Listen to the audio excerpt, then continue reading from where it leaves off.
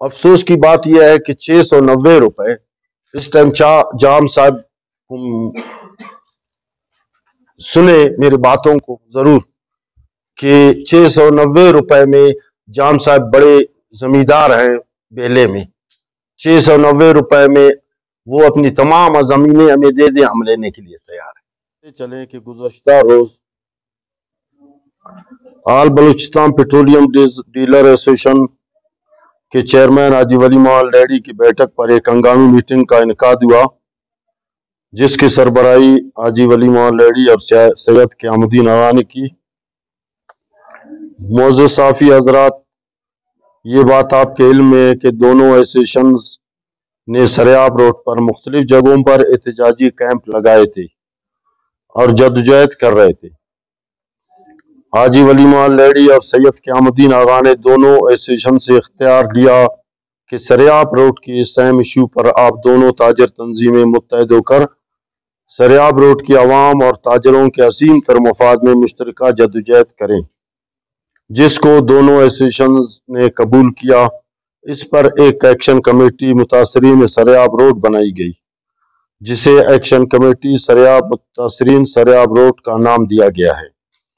معزز صحافی حضرات، آج کے بعد ہم سریاب روڈ کے متاثرین کے لیے اس پلیٹ فارم سے جدوجہد کریں گے اور ہم ایک جگہ پر مشترکہ احتجاجی کیمپ کا انعقاد بھی کریں گے، جس کی جگہ کا تعین کیا گیا ہے، جو کہ طارق اسپتال سریاب روڈ کے سامنے ہوگی. معزز صحافی حضرات، اس اہم ایشو پر بلوچستان پیٹرولیم ڈیلرز ایسوسیشن کی تنظیم بھی ہمارے شانہ بشانہ ہوگی. معزز صحافی حضرات، ہم ایک 14 رکنی کمیٹی تشکیل دی، جس میں حاجی ولی محمد لیڈی چیئرمین اور ڈپٹی چیئرمین سید قیام الدین آغا،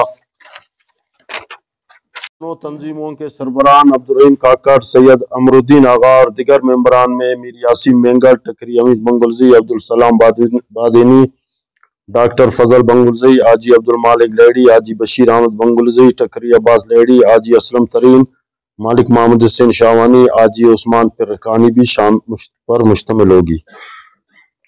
معزز صحافی حضرات، ہم نے اپنے سابقہ تینوں کیمپوں کو متفقہ طور پر ختم کرنے کا اعلان کرتے ہیں اور ہماری ایک مشترکہ کیمپ طارق اسپتال کے سامنے فیض آباد سریاب روڈ پر ہوگی، جس کا ذکر ہم پہلے ہی اپنی پریس کانفرنس میں کر چکے ہیں. معزز صحافی حضرات، آج کی اس پریس کانفرنس کا اہم دیگر تنظیموں جس میں بلوچستان گڈز ایسوسیشن، جید علماء کرام، طلباء تنظیمیں، وکلاء برادری، سیاسی پارٹیاں اور چیمبر آف کامرس کے سے اپیل کرتے ہیں کہ اس اہم ایشو پر ہماری ہر کال پر ہمارا ساتھ دیں. ہم ترقی کے مخالف نہیں، مگر ترقی کے آڑ میں تاجروں کی دکانیں اور ان کی جائیدادوں کو کوڑی کے دام پہ نہیں دیں گے، جو کہ حکومت نے 690 روپے فی مربع فٹ کے حساب سے دے رہے ہیں. یہ ریٹ تاجروں کو قابل قبول نہیں اور موجودہ ریٹ جو کہ 30,000 روپے فی مربع فٹ ہے، اس حساب سے دیا جائے. معزز صحافی حضرات، ہمارا چارٹر آف ڈیمانڈ درج ذیل ہے. ہماری پراپرٹی مالکان کو موجودہ پراپرٹی ریٹ کے مطابق کم از کم 30,000 روپے فی مربع فٹ کے حساب سے دیا جائے. دکانداروں کو ان کے ملبے کا معقول معاوضہ دیا جائے اور ان کو برابر میں سرکاری اراضی پر دکانیں مارکیٹ بنا کر دیے جائیں.